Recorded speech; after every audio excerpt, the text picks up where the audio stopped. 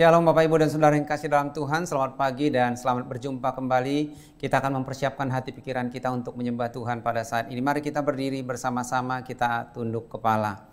Adapun pertolongan kita datangnya dari Tuhan yang menciptakan langit bumi serta segala isinya. Tuhan yang setia dan tidak pernah meninggalkan perbuatan tangannya, tapi kekal sampai selama-lamanya. Turunlah atas saudara sekalian, anugerah dan sejahtera dari Bapa, kasih karunia dari Tuhan Yesus Kristus, serta lawatan kuasa Roh Kudus curahkan atas kita, sementara kita beribadah pada pagi hari ini. Amin. Bapa di surga, Bapa yang penuh kasih, dalam nama Tuhan Yesus, kami bersyukur kembali kepadamu pada pagi hari ini. Terima kasih buat penyertaan-Mu, kebaikan-Mu, dan kasih-Mu yang selalu melimpah dalam kehidupan kami hari demi hari. Itu sebabnya hati kami rindu menyembah Tuhan, bersyukur kepadamu, serta mendengarkan suara-Mu. Karena itu Tuhan, kami mohon kepada Tuhan, supaya Tuhan melawat kami dan menjamah kami, sehingga kami boleh merasakan persekutuan yang indah, dan kebangunan rohani boleh tercurah di atas kami. Demikian juga urapi setiap hamba-hamba-Mu, anak-anak-Mu yang ada pada saat ini. Kami serahkan ibadah kami ke dalam tangan-Mu. Di dalam nama Tuhan Yesus kami berdoa. Amin. Shalom Bapak Ibu, Saudara-saudari yang terkasih di dalam Tuhan. Pagi ini kita akan mulai ibadah pagi hari ini, dan hendaknya kita selalu penuh dengan ucapan syukur, baik dalam kondisi atau situasi yang baik, ataupun juga dalam situasi yang tidak sesuai dengan harapan kita. Karena kita percaya bahwa Tuhan selalu punya rancangan yang terbaik untuk anak-anaknya. Meskipun tak ku mengerti apa yang ku alami, namun ku yakin Tuhan punya rencana indah. Meskipun tak ku mengerti apa yang ku alami, namun ku yakin Tuhan punya rancangan terbaik.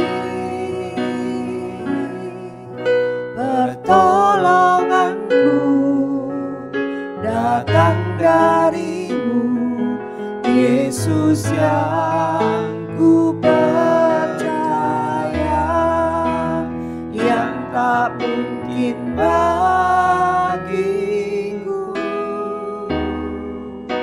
Semua mungkin bagimu, hanya Engkaulah jawaban hidupku.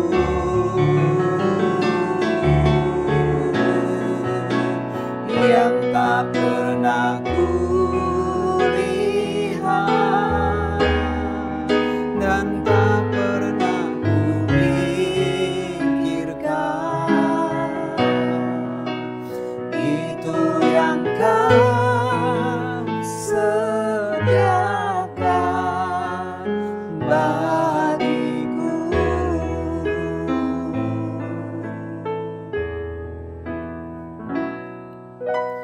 Meskipun tak ku mengerti apa yang ku alami, namun ku yakin Tuhan punya rancangan terbaik. Pertolonganku datang dari-Mu, Yesus yang ku percaya, yang tak mungkin bagiku. Semua mungkin bagimu, hanya Engkaulah jawaban hidupku.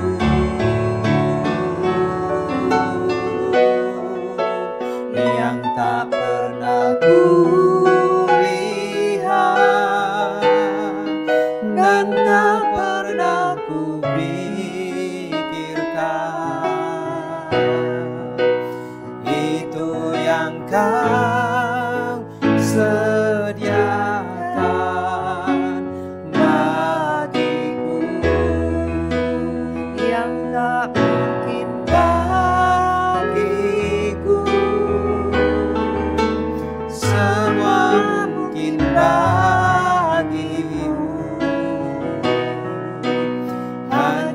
Engkaulah jawaban hidupku.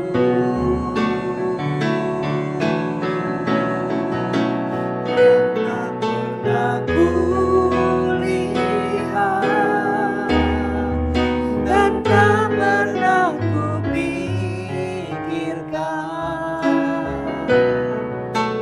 itu yang Kau sediakan bagiku.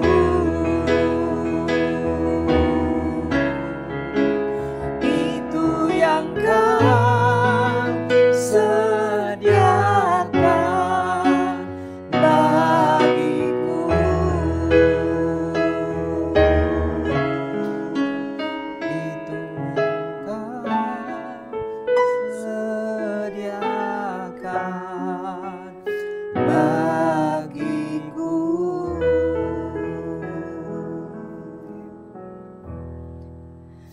Apa yang tidak mungkin bagi kita, mungkin bagi Allah.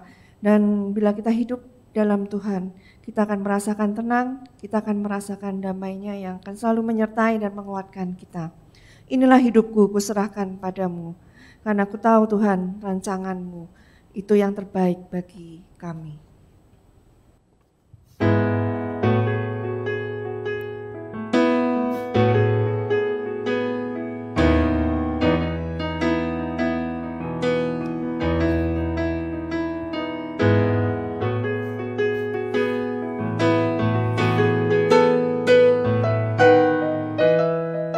Mari sama-sama kita katakan, Inilah hidupku, ku serahkan kepadamu. Inilah hatiku, ku berikan bagimu.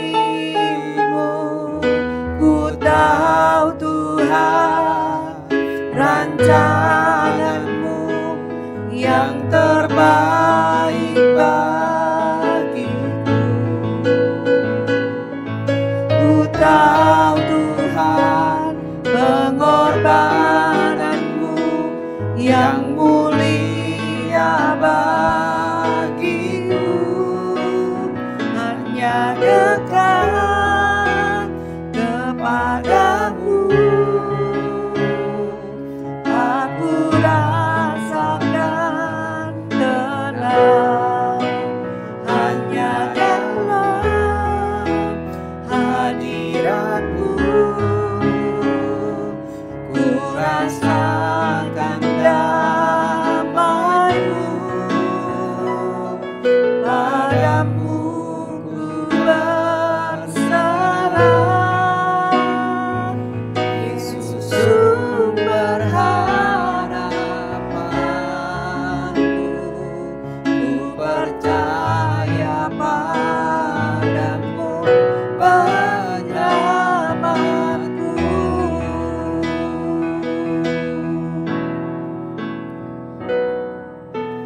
Inilah hidupku,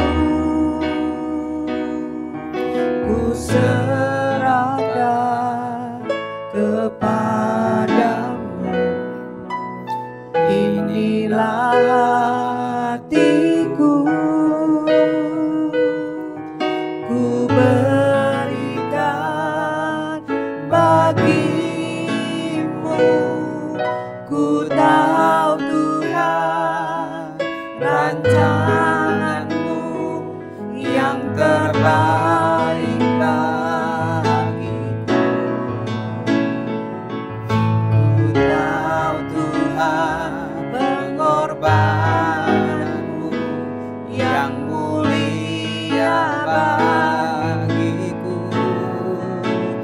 Hanya dekat kepadamu aku rasakan tenang. Hanya dalam hadirat padamu, ku rasakan damai-Mu. Padamu ku berserah, Yesus sumber harapanku. Ku percaya padamu, penyelamatku.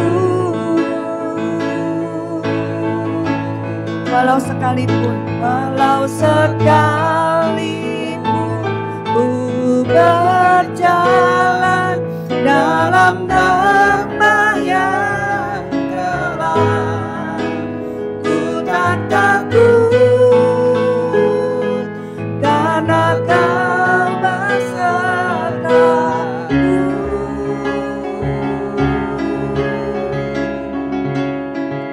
Walau sekalipun ku berjalan dalam lembah yang gelap, ku tak takut karena Kau besertaku.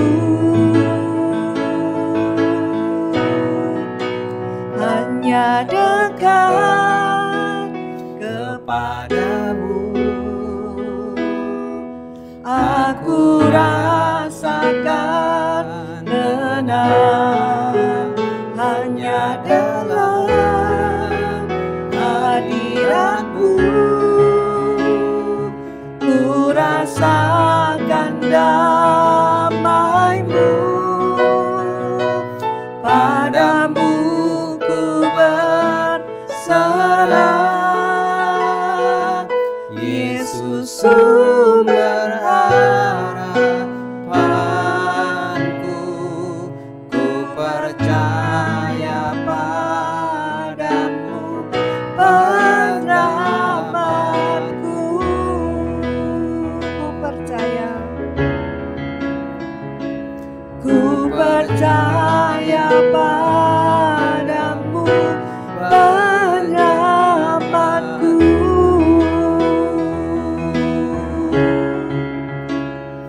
Ku percaya padamu, penyelamatku. Mari kita berdoa bersama-sama. Benar Tuhan bahwa sesungguhnya hanya Engkau yang memberikan ketenangan dan kedamaian dalam kehidupan kami. Sebab dunia yang kami hadapi sangat begitu kejam. Ada begitu banyak tantangan, pergumulan, dan masalah. Tetapi apabila kami dekat dengan Engkau, maka kami akan mengalami ketenangan dalam kehidupan kami. Terima kasih Tuhan. Terpujilah Engkau kekal sampai selama-lamanya. Kini kami akan belajar kembali kebenaran firman-Mu. Mari Tuhan Kau berbicara kepada kami. Urapi hamba-Mu pakai bibir mulutnya, supaya dapat menyampaikan isi hati-Mu dengan bahasa yang sederhana dan mudah dipahami. Dan urapi setiap jemaat-Mu, sehingga sungguh-sungguh kami mengalami kebangunan rohani pada pagi hari ini. Kami serahkan pemberitaan firman-Mu ke dalam tangan-Mu.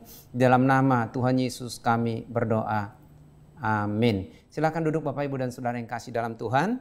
Pembacaan kita pada saat ini terambil dari Roma pasal 5 ayat 1 sampai dengan yang ke-11. Tetapi kita tidak akan baca semuanya, dan kita akan membaca ayat 1 dan 2, lalu kemudian ayat yang ke-8. Judul dari perikop ini adalah hasil pembenaran. Ayat 1, sebab itu kita yang dibenarkan karena iman, kita hidup dalam damai sejahtera dengan Allah oleh karena Tuhan kita Yesus Kristus. Oleh Dia kita juga beroleh jalan masuk oleh iman kepada kasih karunia ini. Di dalam kasih karunia ini kita berdiri dan kita bermegah dalam pengharapan akan menerima kemuliaan Allah. Ayat yang ke-8, akan tetapi Allah menunjukkan kasih-Nya kepada kita oleh karena Kristus telah mati untuk kita ketika kita masih berdosa. Lebih-lebih karena kita sekarang telah dibenarkan oleh darah-Nya, kita pasti akan diselamatkan dari murka Allah. Sebab jikalau kita ketika masih seteru diperdamaikan dengan Allah oleh kematian anaknya, lebih-lebih kita yang sekarang telah diperdamaikan pasti akan diselamatkan oleh hidupnya. Dan bukan hanya itu saja, kita malah bermegah dalam Allah oleh Yesus Kristus Tuhan kita, sebab oleh Dia kita telah menerima pendamaian itu. Saudara yang kekasih dalam Tuhan, dalam satu penelitian dipaparkan bahwa di tahun 2020 depresi menjadi masalah yang paling serius di Asia.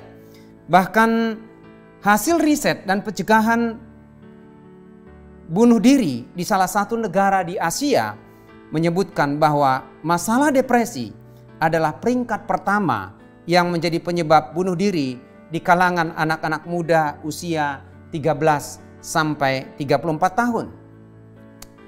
Apakah semua orang bisa mengalami depresi? Tentu saja, karena semua orang tidak kebal dengan tekanan hidup, masalah dan pergumulan. Baik orang kaya ataupun orang miskin, baik orang sukses ataupun orang gagal, mereka yang berpendidikan tinggi ataupun yang tidak berpendidikan sama sekali, semua bisa menghadapi masalah dan depresi. Sebab semua kita diperhadapkan dengan berbagai macam tekanan hidup. Yang menjadi pemicu dari depresi itu adalah adanya kekhawatiran, adanya ketakutan, ataupun situasi yang tidak nyaman dalam kehidupan kita. Biasanya orang-orang tersebut menunjukkan ciri-ciri. Mereka tidak bisa diam. Mereka mengalami ketakutan, tidak bisa fokus dalam mengerjakan sesuatu, bahkan tidak jarang kehilangan memori dan tidak bisa tidur. Bahkan tidak sedikit orang yang akhirnya mengalami gangguan jiwa atau sakit jiwa. Sebelum kasus pandemi terjadi yang melanda seluruh penjuru muka bumi ini, banyak orang yang berusaha menghilangkan tekanan hidup dan stres. Mereka pergi jalan-jalan ke mal, mereka berwisata dari satu tempat ke tempat lain. Mereka wisata kuliner dari satu tempat juga ke tempat lain. Jalan-jalan traveling ke berbagai penjuru dunia untuk menghilangkan tekanan hidup mereka. Namun ketika semuanya itu tidak bisa lagi dilakukan, apa yang harus dilakukan oleh banyak orang? Ada banyak orang mengatasinya dengan minum obat-obatan. Ada orang yang pergi ke psikolog untuk menenangkan hatinya. Tetapi justru itu pun tidak dapat menyelesaikan masalah. Ada orang yang meminum obat penenang yang semakin hari dosisnya semakin tinggi. Dan itu sebabnya beberapa kalangan selebritis akhirnya terciduk dan tertangkap oleh karena mereka menggunakan obat-obat psikotropika. Dan ketika ditanyakan mengapa mereka menggunakan hal itu, mereka mengatakan karena mereka mengalami depresi karena terlalu lama tinggal di rumah dan tidak dapat bekerja. Bapak, Ibu dan Saudara yang kekasih dalam Tuhan, di tengah-tengah pergumulan yang begitu banyak yang kita hadapi, di tengah-tengah situasi ekonomi yang begitu lesu, ada begitu banyak orang pengangguran, ada begitu banyak orang yang kehilangan pekerjaan, dan itu menimbulkan tekanan hidup. Sekalipun mungkin kita mencari segala macam cara di berbagai daerah, di berbagai tempat untuk mendapatkan ketenangan hidup, tetapi banyak orang justru yang semakin stres dan mengalami tekanan jiwa. Yang menjadi pertanyaannya adalah bagaimana supaya kita bisa mengalami ketenangan dan damai di hati dan pikiran kita.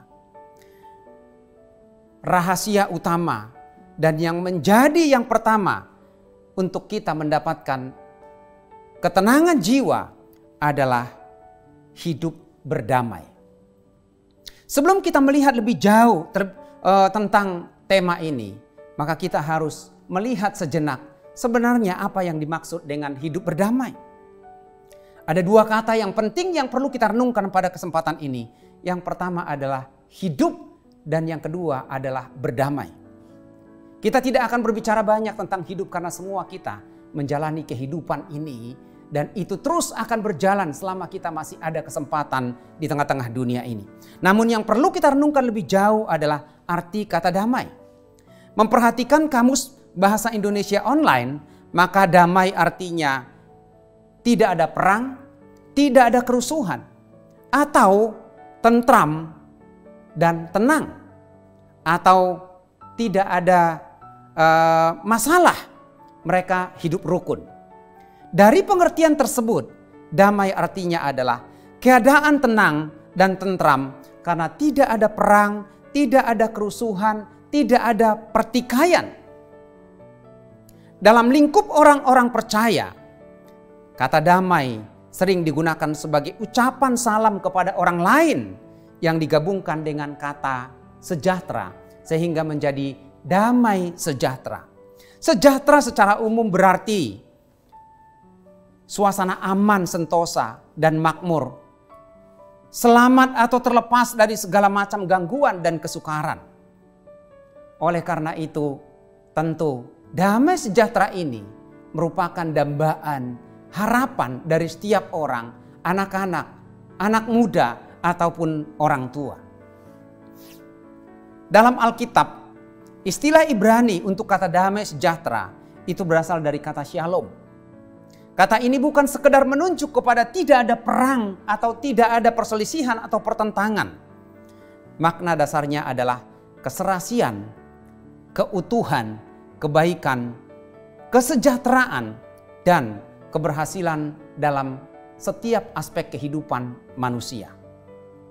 Jadi berbicara tentang shalom itu mencakup banyak hal. Di antaranya adalah ketenangan dalam hubungan bernegara. Yang kedua adalah perasaan mapan dalam suatu bangsa. Dan yang ketiga adalah keutuhan dan keselarasan dalam hubungan antar sesama manusia, baik dalam keluarga ataupun di luar keluarga.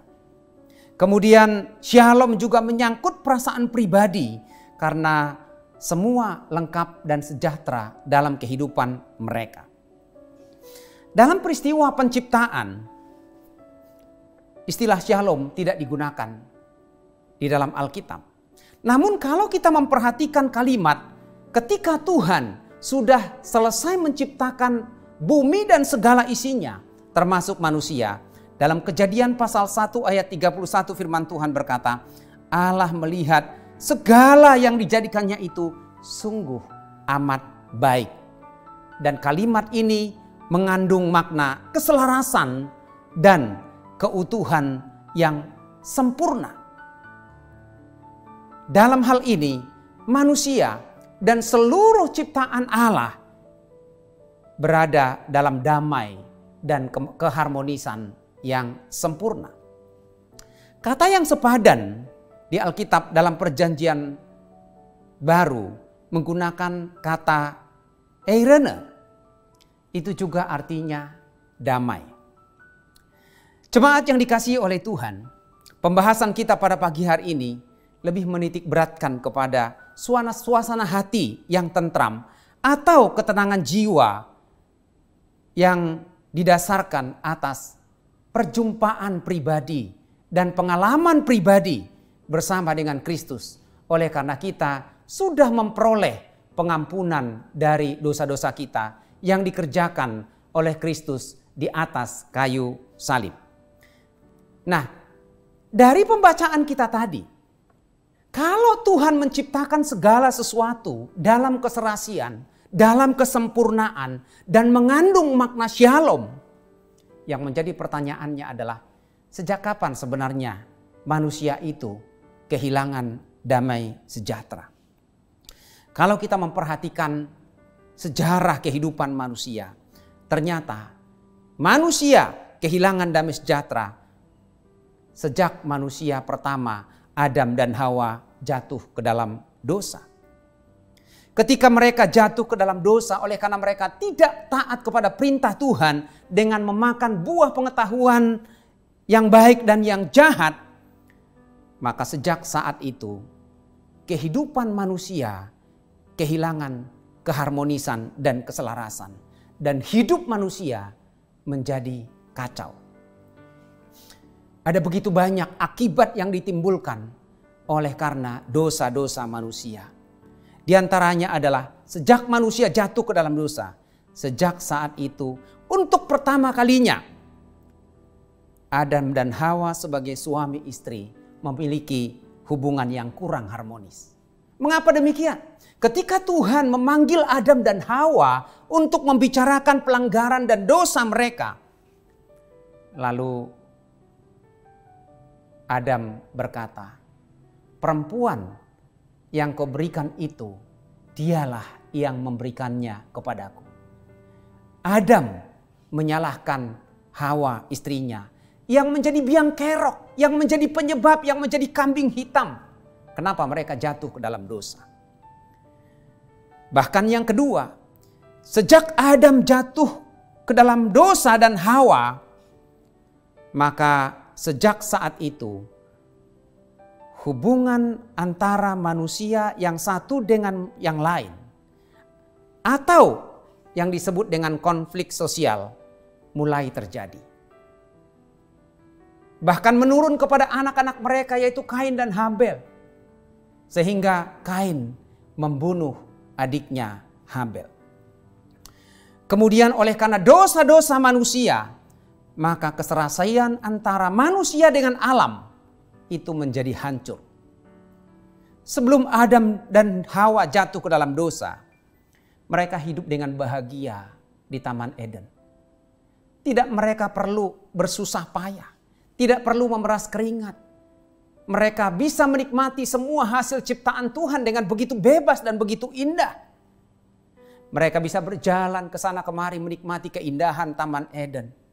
Mereka bisa bergaul bebas dengan para hewan dan binatang-binatang lainnya. Mereka memberikan nama kepada para hewan sebagaimana dicatat dalam Kejadian 2 ayat 19 sampai 20. Tetapi ketika manusia jatuh ke dalam dosa, maka keharmonisan dan keserasian antara manusia dengan ciptaan lainnya menjadi kacau balau. Bahkan manusia harus bekerja dengan peluh untuk menghasilkan, sebab Tuhan sudah mengutuk tanah. Tidak lagi harmonis hubungan antara manusia dan hewan. Dan dosa telah menghancurkan damai sejahtera dalam kehidupan manusia berdosa. Dan yang paling utama adalah hubungan manusia dengan Allah yang kudus terputus. Sebelum mereka melakukan pelanggaran dengan memakan buah pengetahuan yang baik dan yang jahat, manusia bisa membangun persekutuan yang intim dengan Tuhan sebagai pencipta mereka. Mereka bisa bergaul dengan Tuhan. Tetapi ketika manusia jatuh ke dalam dosa, mereka mendengarkan bunyi langkah Tuhan di taman tersebut. Maka bersembunyilah manusia dan istrinya itu di hadapan Tuhan di antara pohon-pohonan di taman. Kenapa mereka bersembunyi? Oleh karena mereka merasa takut. Dan oleh karena ketakutan mereka, mereka kehilangan damai sejahtera dalam kehidupan mereka. Dosa telah berakibat fatal dalam kehidupan manusia. Sebab manusia yang berdosa telah menjadi seteru Allah sendiri. Paulus berkata kepada jemaat di Roma, dalam pasal 5 pembacaan kita tadi, ayat yang ke-10 berkata, sebab jikalau ketika kita masih seteru, jadi sebelum kita percaya kepada Yesus, ketika kita masih diperbudak oleh dosa, sebelum kita mengalami penebusan oleh darah Kristus, maka kita adalah seteru Allah. Dan kita tidak bisa berjumpa dengan Allah. Firman Tuhan mengatakan,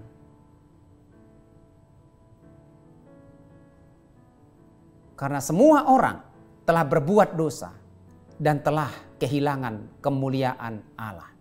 Dalam Roma pasal 3 ayat yang ke-23 berkata bahwa upah dosa adalah maut dan kematian kekal adalah akibat dari dosa yang diperbuat oleh Adam dan Hawa. Tentu setiap orang tetap menginginkan supaya mereka hidup damai sejahtera. Tetapi yang menjadi pertanyaannya adalah, apa yang harus kita lakukan supaya kita hidup dalam damai sejahtera? Ternyata dunia dengan segala yang ditawarkan tidak bisa memberikan jaminan kepada kita untuk hidup sejahtera. Sekalipun mungkin orang memiliki jabatan yang tinggi, sekalipun mungkin orang memiliki sederet gelar dari sarjana, mungkin pasca sarjana, mungkin S3, mungkin menjadi profesor, doktor dan lain sebagainya, itu pun tidak bisa menjamin damai sejahtera dalam hati seseorang. Oleh karena itu, kita akan belajar pada kesempatan ini apa yang harus kita lakukan supaya kita memiliki dan memperoleh serta hidup dalam damai sejahtera yang sempurna dalam kehidupan kita. Yang pertama adalah kita harus berdamai dengan Tuhan. Kita harus berdamai dengan Tuhan. Orang yang hidup di dalam dosa adalah orang yang hidup di luar Kristus. Dan orang yang tidak percaya kepada Yesus, mereka adalah orang-orang yang telah menjadi seteru Allah sendiri. Dan mereka akan hidup dalam kebinasaan. Itu sebabnya orang-orang yang hidup di dalam dosa telah kehilangan damai sejahtera yang sesungguhnya. Dan kita membutuhkan damai sejahtera yang sempurna dalam kehidupan kita. Tapi dari mana kita mendapatkannya? Jauh sebelum Yesus lahir ke tengah-tengah dunia, Nabi Yesaya bernubuat bahwa Mesias akan lahir dan namanya disebut Raja Damai. Dan dialah yang akan memberikan damai sejahtera kepada manusia yang percaya kepadanya. Ketika Yesus lahir ke tengah-tengah dunia ini, malaikat mengumandangkan lagu pujian damai sejahtera di bumi. Sebagaimana dicatat oleh Injil Lukas pasal 2 ayat yang ke-14. Lalu siapakah yang menjadi Raja Damai itu? Tidak lain dan tidak bukan, dia adalah Allah sendiri yang turun ke dalam dunia ini, yang menjelma menjadi manusia, yaitu Yesus Kristus sendiri.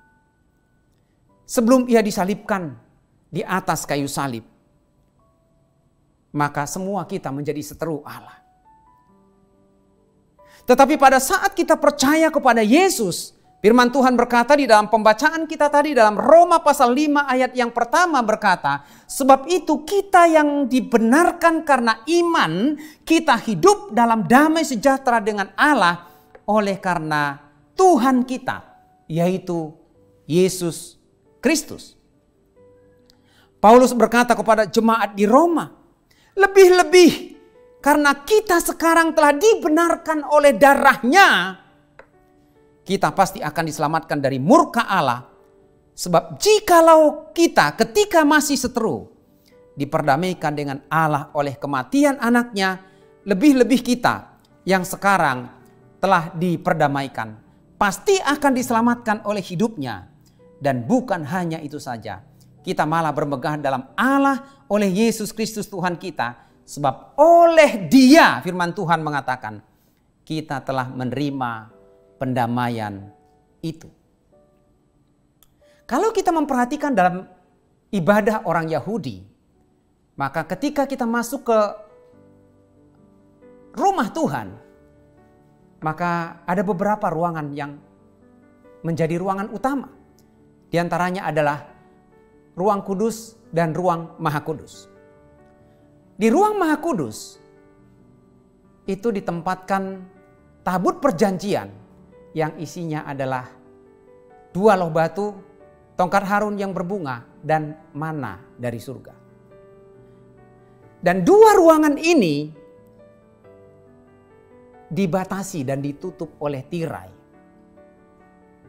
Sebab tidak ada seorang pun yang boleh masuk ke ruang maha kudus kecuali seorang imam besar setelah diundi mendapat tugas masuk ke ruang maha kudus 1 tahun sekali.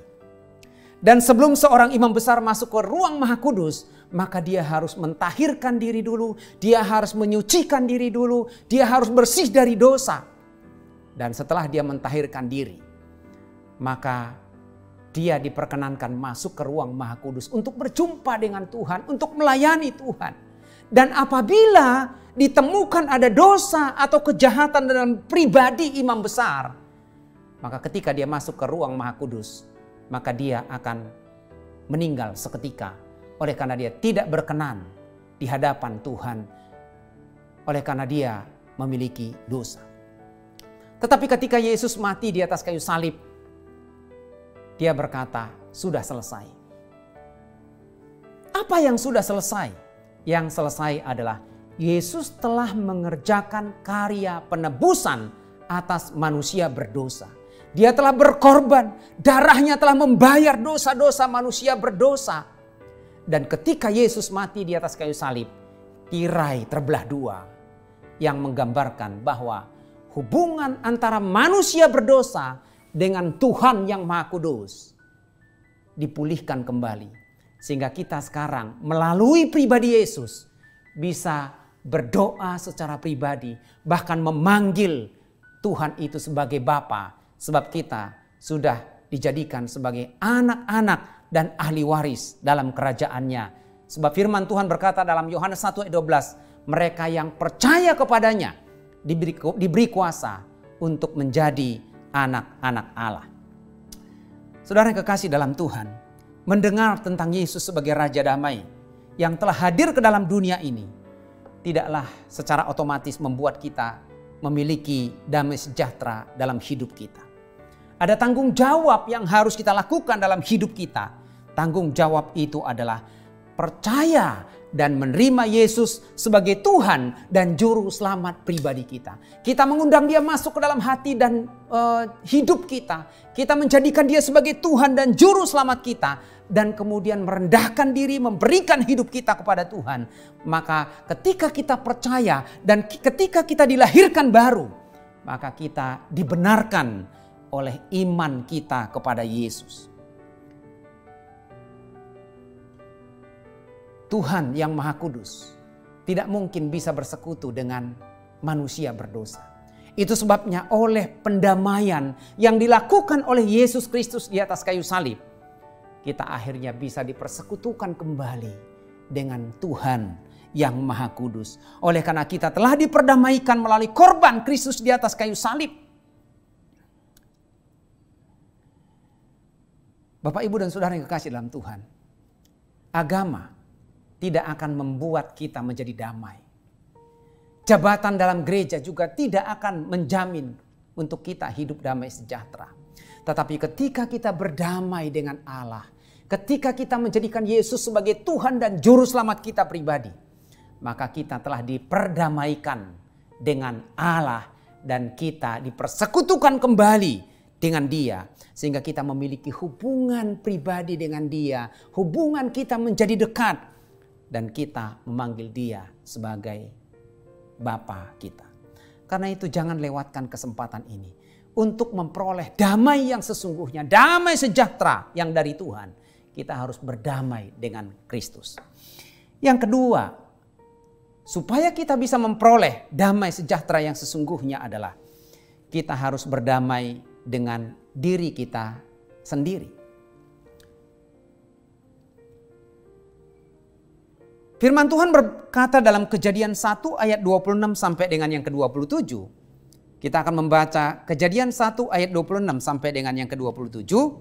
Demikian firman Tuhan, berfirmanlah Allah, baiklah kita menjadikan manusia itu menurut gambar dan rupa kita, supaya mereka berkuasa atas ikan-ikan di laut dan burung-burung di udara, dan atas ternak, dan atas seluruh bumi, dan atas segala binatang melata yang berayap di bumi.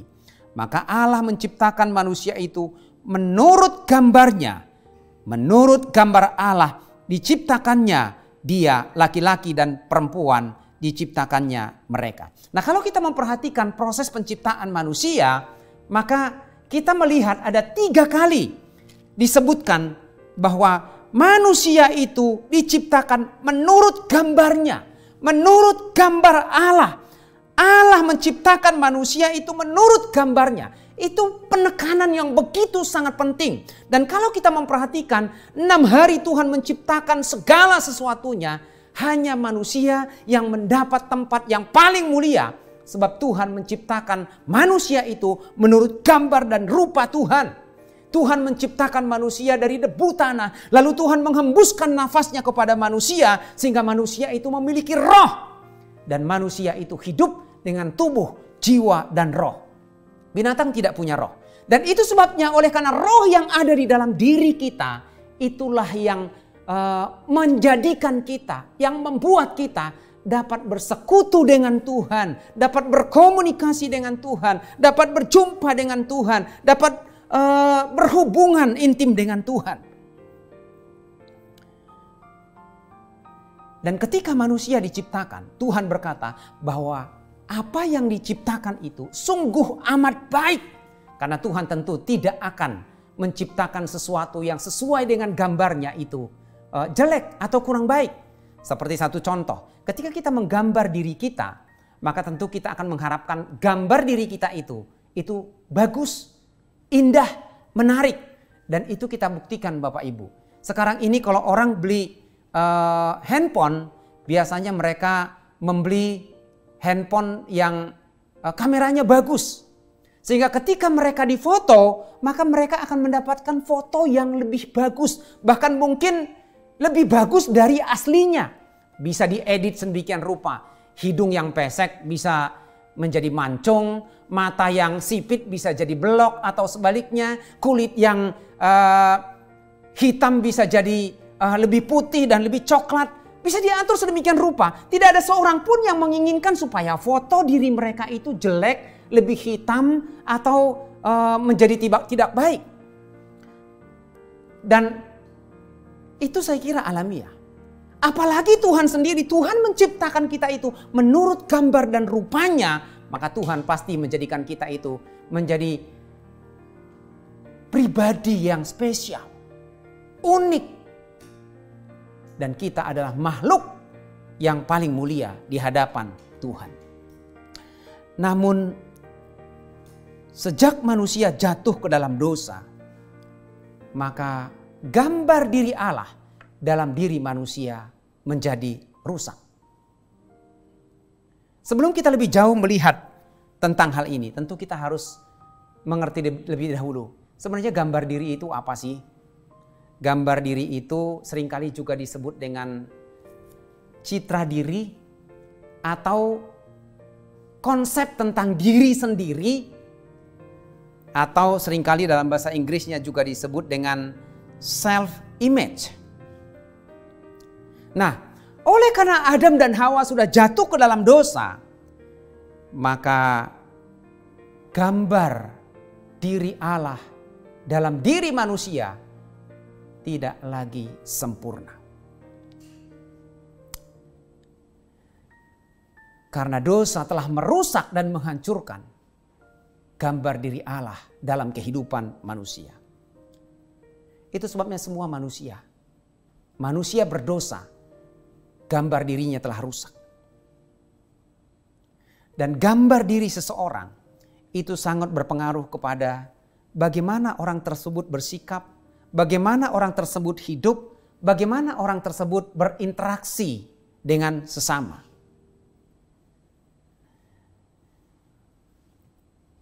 Kalau kita merenungkan dan mempelajari, maka kita akan melihat bahwa biasanya orang yang gambar dirinya belum dipulihkan dan orang yang belum berdamai dengan dirinya sendiri, maka ada banyak ciri-ciri yang bisa kita lihat. Di antaranya adalah mereka tidak bisa menerima diri sendiri apa adanya. Dan biasanya mereka akan mencoba untuk menyalahkan orang-orang yang terdekat dengan mereka. Terutama orang tua mereka. Mereka akan mempertanyakan keberadaan mereka. Mereka berkata, kenapa saya dilahirkan? Kenapa saya hidup seperti ini? Kenapa saya dilahirkan di tengah-tengah keluarga ini? Kenapa keluarga orang tua saya si A dan si B? Dan tidak ada kepuasan terhadap dirinya sendiri. Dan orang-orang yang belum mengalami perdamaian atas dirinya sendiri, cenderung untuk mudah tersinggung dan bersikap sensitif. Biasanya mereka suka merendahkan diri, suka minder. Itu sebabnya mereka akan membanding-bandingkan diri mereka dengan orang lain. Saya kok hitam, kenapa mereka berkulit putih? Kenapa saya dilahirkan hidup susah? Kenapa mereka kaya? Kenapa saya hanya bisa sekolah sampai jenjang ini? Kenapa mereka bisa berpendidikan tinggi? Mereka akan terus bertanya dan bertanya terus. Dan orang-orang yang seperti ini biasanya suka menarik diri dari lingkungan sekitar mereka dan hidup menyendiri. Dan pada umumnya mereka lebih suka memperhatikan kelemahan dan kesalahan orang lain. Dan tidak suka untuk dikritik. Namun sangat suka mengkritik. Dan orang-orang seperti ini adalah orang-orang yang sangat gemar mencari kambing hitam dari keberadaan mereka.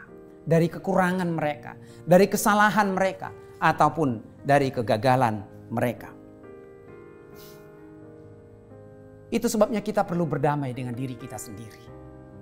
Nah, kalau kita sudah berdamai dengan Allah, kita sudah menjadikan Yesus sebagai Tuhan dan Juru Selamat kita pribadi, maka sebagai dampaknya dan akibatnya adalah kita akan berdamai dengan diri kita sendiri. Kita akan menerima diri kita sendiri sebagaimana Bapa menerima diri kita sendiri. Sebagaimana Bapa melihat diri kita sendiri. Sebagaimana Bapa menempatkan diri kita di hadapannya menjadi orang yang berharga. Kenapa Yesus mati di atas kayu salib? Bukankah tubuhnya berharga? Bukankah nyawanya berharga? Bukankah darahnya berharga? Bukankah berharga? Lebih enak dia tinggal dalam kemuliaannya, dalam tahtanya di tempat yang maha tinggi. Tetapi justru oleh karena kita berharga di mata Tuhan, dia rela mengorbankan semuanya itu. Dan Tuhan memandang kita sebagai pribadi yang unik dan berharga. Dan ketika kita diperdamaikan dengan diri kita sendiri, maka kita akan menyadari dan memahami bahwa sesungguhnya Tuhan menciptakan kita ini memiliki keistimewaan, memiliki keunikan pribadi lepas pribadi. Dan kita tidak akan pernah membanding-bandingkan diri kita dengan orang lain. Sebab kita tidak mungkin bisa membandingkan diri kita dengan orang lain.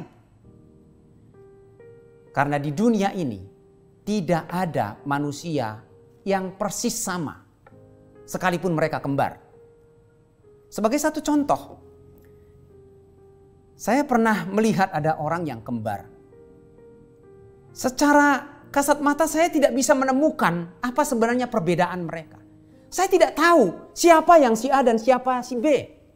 Tetapi saya mencoba untuk mengamati, ternyata ada banyak perbedaan di antara mereka. Di antaranya adalah senyum mereka berbeda, bentuk gusi mereka berbeda, dan lain sebagainya.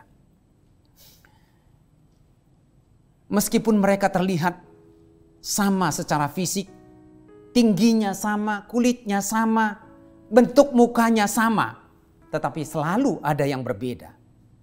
Dan kalau kita memahami ini, bahwa Tuhan menciptakan kita dengan kelebihan, dengan keistimewaan, dengan keunikan masing-masing, justru kita akan semakin kagum terhadap Tuhan Sang Pencipta kita yang begitu hebat dan dahsyat. Dia bisa menciptakan kita dengan semua kelebihan kita, keunikan kita. Dengan mengerti hal ini, maka kita bisa bersyukur dengan setiap keberadaan kita dan kehidupan kita di tengah-tengah dunia ini. Jemaat yang dikasihi oleh Tuhan, mungkin selama ini kita seringkali kecewa terhadap diri kita, keberadaan kita, penampilan kita, keluarga kita, dan lain sebagainya. Kita perlu Yesus dalam hidup kita untuk memperdamaikan kita dengan dirinya. Sehingga kita tidak lagi berkeluh kesah.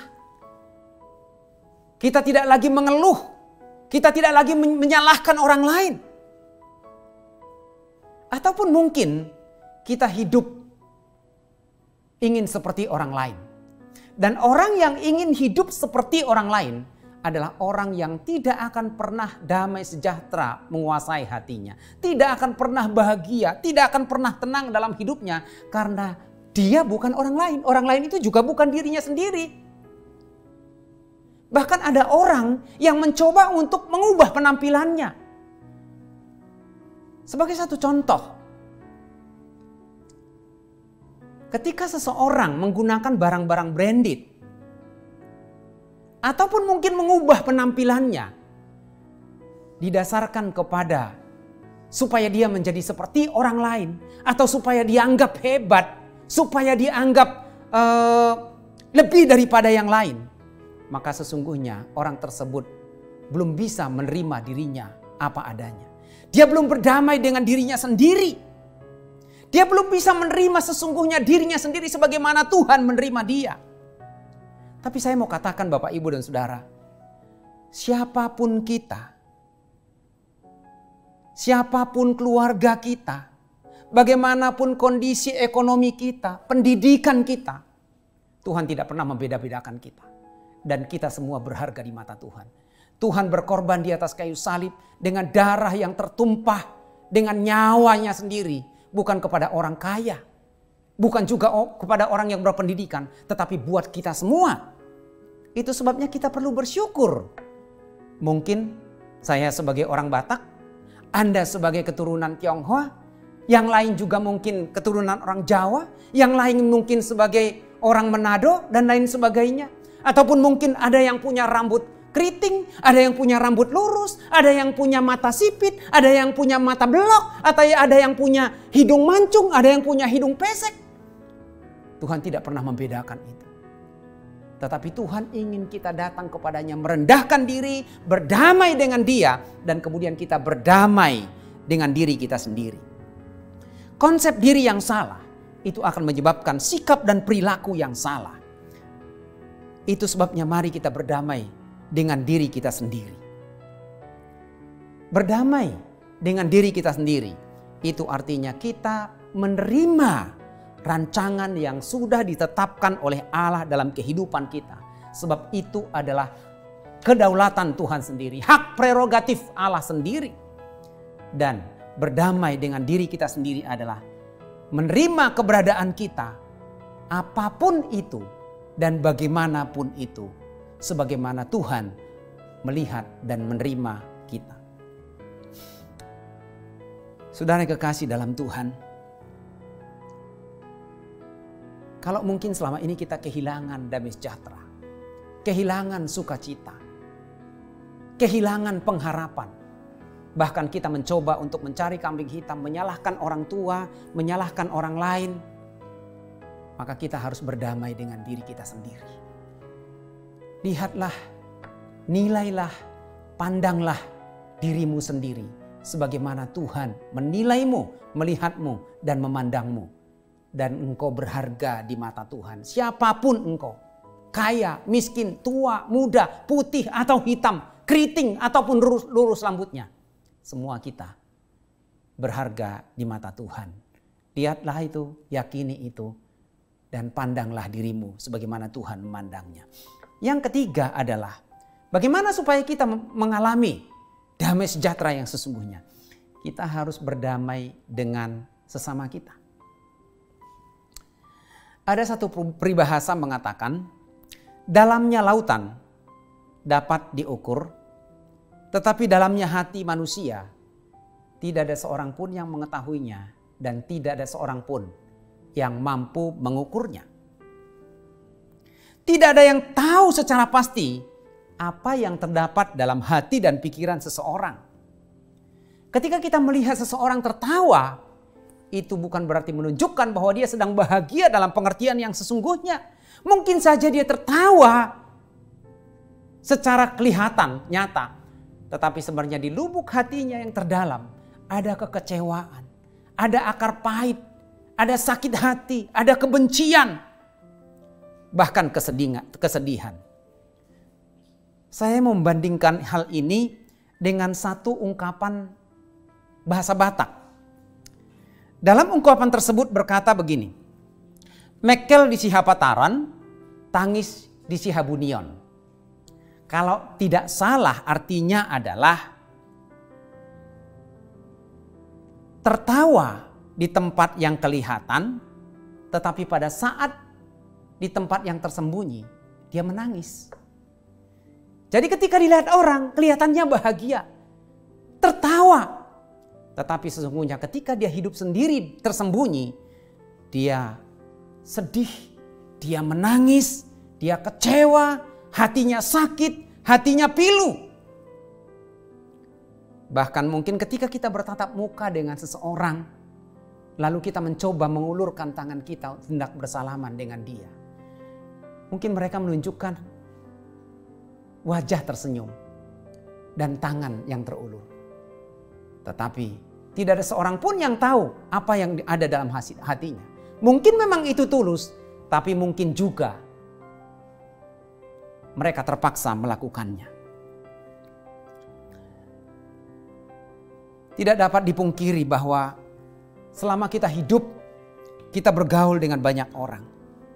Baik keluarga kita, orang tua kita, mereka yang memiliki hubungan darah dengan kita, atau dengan mereka yang tidak ada hubungan darah dengan kita. Mungkin tetangga kita, mungkin teman sekolah kita, mungkin rekan sekerja kita, mungkin dimanapun itu dengan masyarakat lainnya. Kita bisa membangun hubungan yang baik dengan mereka. Kita bisa meraih hal-hal yang positif dan menyenangkan dengan mereka. Tetapi tidak tertutup kemungkinan ketika kita berinteraksi dengan mereka, kita mengalami luka di hati kita.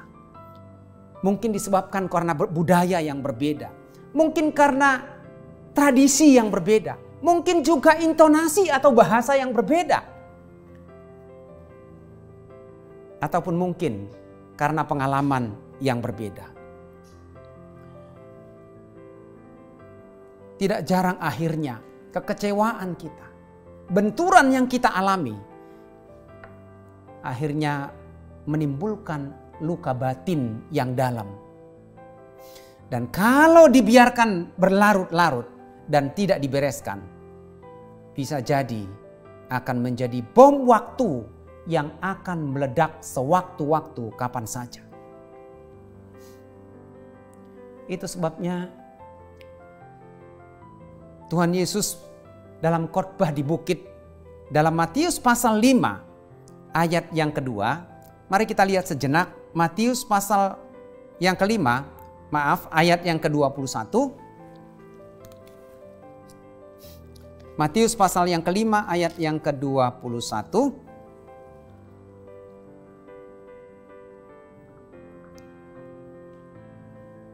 Sampai dengan ayat yang ke-24 firman Tuhan berkata, kamu telah mendengar yang difirmankan kepada nenek moyang kita, jangan membunuh, siapa yang membunuh harus dihukum. Tetapi aku berkata kepadamu, setiap orang yang marah terhadap saudaranya harus dihukum. Siapa yang berkata kepada saudaranya kafir harus diperhadapkan ke mahkamah agama. Dan siapa yang berkata jahil harus diserahkan ke dalam neraka yang menyala-nyala. Dan yang sangat penting adalah kita lihat ayat yang ke-23. Sebab itu, jika engkau mempersembahkan persembahanmu di atas mezbah dan engkau teringat akan sesuatu yang ada dalam hati saudaramu terhadap engkau, tinggalkanlah persembahanmu di depan mezbah itu dan pergilah berdamai dengan saudaramu, lalu kembali untuk mempersembahkan persembahanmu itu. Kalau kita memperhatikan ayat 1 sampai dengan ayat yang ke-22, itu adalah akibat dari interaksi, sosialisasi kita dengan orang-orang di sekitar kita. Tetapi ketika kita diperhadapkan dengan satu masalah dengan mereka, ada gesekan, ada sakit hati, di sini firman Tuhan mengatakan, sebab itu, kalau kita hendak mempersembahkan persembahan kita, korban kita kepada Tuhan, tetapi kita mengingat sesuatu di sini dikatakan, yang dalam hati saudaramu terhadap engkau, ada dosa, ada sakit hati, ada kebencian, ada akar pahit. Maka firman Tuhan berkata, tinggalkan dulu persembahanmu itu dan pergilah berdamai dengan mereka, dan setelah itu baru engkau kembali. Dalam perikop ini, Yesus menggunakan perumpamaan dengan latar belakang ibadah. Orang-orang Yahudi sangat menekankan ketaatan dalam peribadahan mereka. Karena itu kalau masih menyimpan kebencian dan secara sadar telah melukai orang lain dan membiarkannya, maka hal itu telah menistai atau menodai ibadah mereka kepada Tuhan. Dan Tuhan Yesus juga hendak mengajar kepada murid-muridnya dan juga kepada kita betapa pentingnya kita berdamai dengan saudara-saudara kita. Siapapun itu, mereka yang pernah berinteraksi dengan kita, mungkin hubungan kita sudah mengalami keretakan oleh karena ada perbedaan pendapat, ada selisih paham, ada kekecewaan, ada keputusasaan, bahkan mungkin kepada orang tua kita sendiri, karena orang tua pun tidak sempurna. Mungkin mereka memiliki rencana yang bagus, mereka punya niat yang bagus, mereka punya motivasi yang benar, tetapi mungkin saja mereka salah dalam menyampaikannya atau melakukannya. Akhirnya anak-anaknya menjadi kecewa, menjadi tawar hati, menjadi akar pahit. Mungkin karena perkataan mereka, tetapi tidak ada seorang pun orang tua hendak menyakiti ataupun mengecewakan anak-anaknya. Oleh karena itu, jikalau mungkin anak-anak pada saat ini ada yang kecewa, ada yang akar pahit, ada yang benci kepada orang tuanya, berdamailah dengan mereka. Ataupun mungkin dengan guru, ataupun mungkin dengan pendeta, ataupun mungkin dengan tetangga, dengan saudara. Berdamailah dengan mereka. Sebab kalau kita masih memelihara kebencian, akar pahit, maka kita tidak memiliki damai sejahtera yang sesungguhnya. Kita hanya berpura-pura bahagia, kita hanya berpura-pura tenang, kita hanya berpura-pura damai.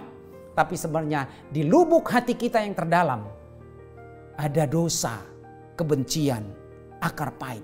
Berapa banyak orang yang karena benci akhirnya jatuh sakit-sakitan. Berapa banyak orang yang membawa kebencian mereka sampai mati.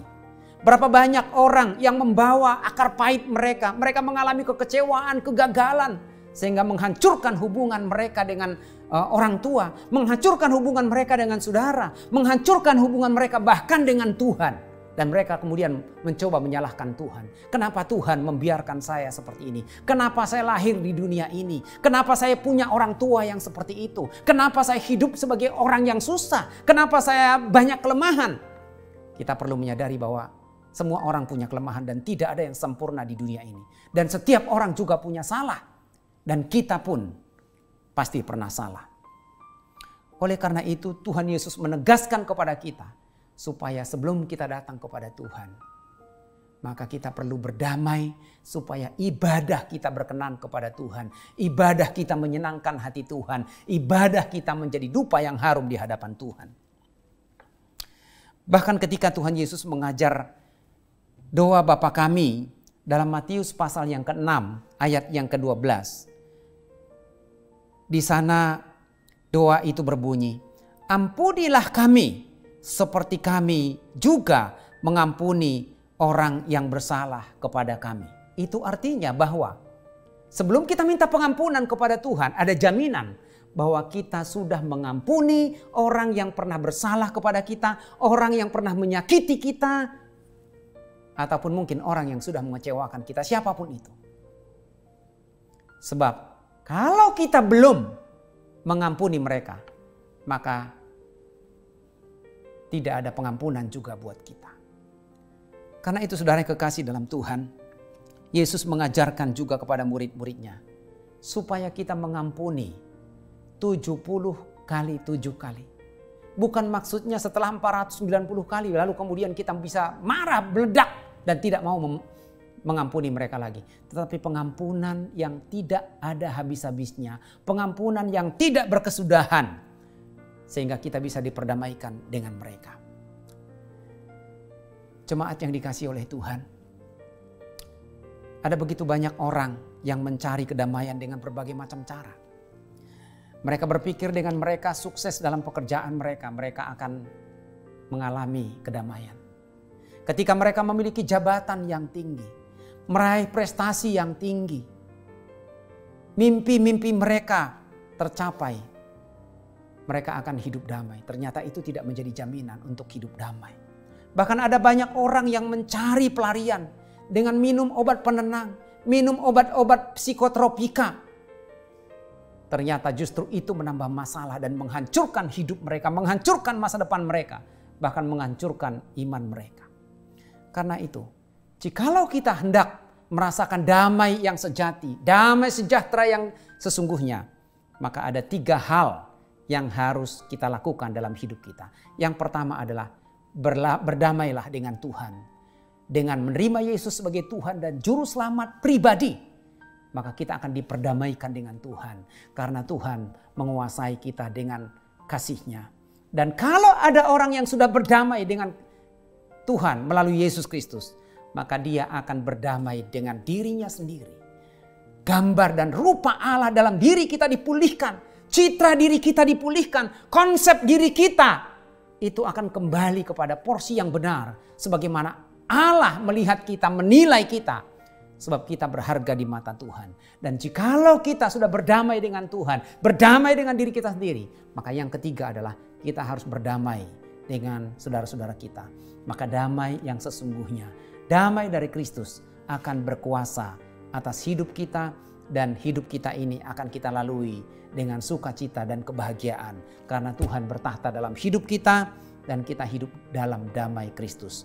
Mari kita berdoa. Bapa di dalam surga, Bapa yang penuh kasih, dalam nama Tuhan Yesus, terima kasih Tuhan, pada kesempatan ini kami boleh merenungkan kembali kebenaran firman-Mu. Mungkin selama ini kami salah dalam menjalani hidup ini.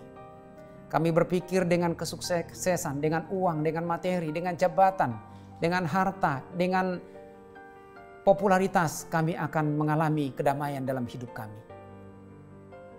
Ternyata justru hidup kami semakin gelisah. Bahkan tidak jarang kami menjadi depresi. Itu sebabnya Tuhan mengajar kami melalui kebenaran firman-Mu. Supaya kami berdamai dengan Engkau Tuhan. Sebab ketika kami jatuh ke dalam dosa, kami adalah menjadi seteru Allah dan kami tidak berkenan kepada Allah. Dan kami tidak berkenan untuk bertemu dengan Engkau, bersekutu dengan Engkau. Sebab kami adalah orang-orang berdosa. Tetapi Engkau telah memperdamaikan diri-Mu dengan kami Tuhan. Karena itu Tuhan, tolong kami supaya kami dapat merendahkan hati menerima Engkau sebagai Tuhan dan Juru Selamat kami pribadi. Dan kami berdamai dengan Engkau. Dan ketika kami berdamai dengan Engkau Tuhan, kami akan melihat diri kami sebagaimana kami melihat. Sebagaimana Engkau melihat kami. Kami akan hidup seperti waktu Engkau menciptakan Adam dan Hawa menurut gambar dan rupa-Mu. Kami akan menghargai diri kami apa adanya. Kami akan menilai, menerima diri kami sebagaimana Tuhan menerima kami dan melihat kami. Demikian juga kami akan mengalami ketenangan, kedamaian yang sesungguhnya apabila kami berdamai dengan orang tua kami, dengan orang-orang di sekitar kami, yang mungkin kami pernah berselisih paham dengan mereka, yang mungkin kami pernah kecewa dengan mereka, yang mungkin kami juga mengalami akar pahit dengan mereka. Tuhan, ampuni kami Tuhan. Mungkin kami menyombongkan diri kami merasa diri kami benar. Kami mau merendahkan diri di hadapan-Mu. Kami mau mengundang Engkau sebagai Tuhan dan Juru Selamat kami. Kami mau menerima diri kami sebagaimana Engkau menerima kami. Dan kami mau berdamai dengan orang-orang di sekitar kami Tuhan. Terima kasih buat firman-Mu yang meneguhkan kami. Mungkin ada anak-anak-Mu saat ini yang kecewa terhadap diri mereka. Kecewa terhadap orang tua mereka. Kecewa terhadap keberadaan mereka. Kecewa terhadap bahkan kepada Tuhan. Jamah mereka Tuhan. Ubah mereka Tuhan. Baharui hidup mereka. Supaya mereka mengalami kedamaian yang sesungguhnya. Kedamaian yang daripada-Mu.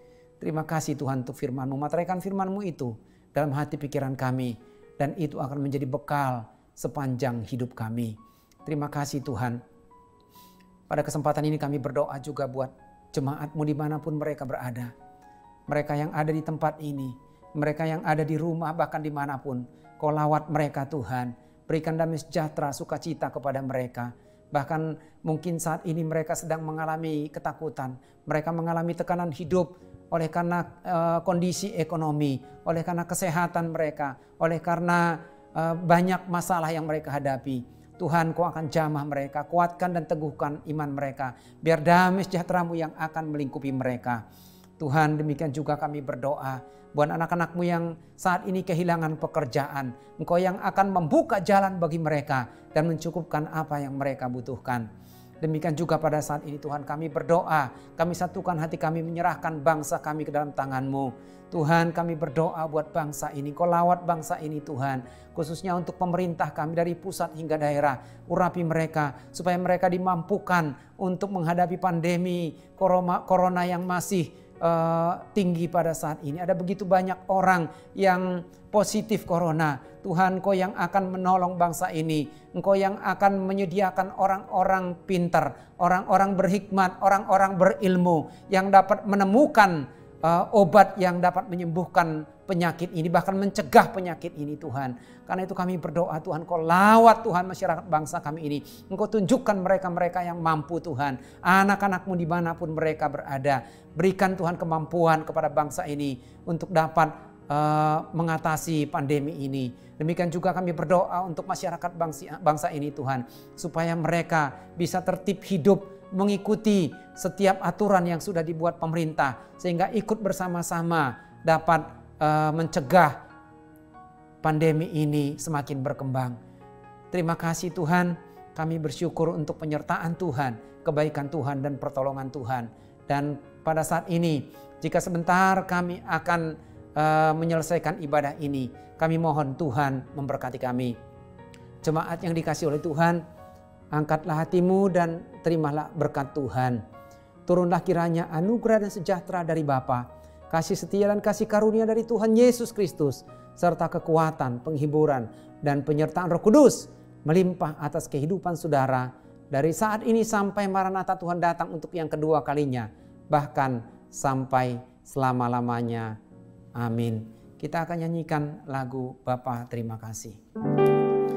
Bapa terima kasih,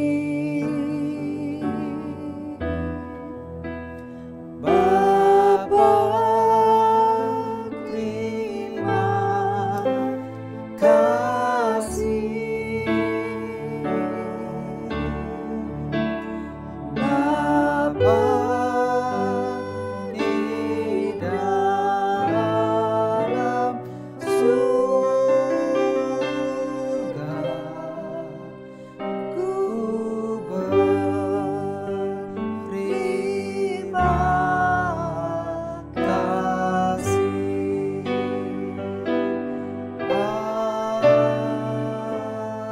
Amin. Tuhan Yesus memberkati.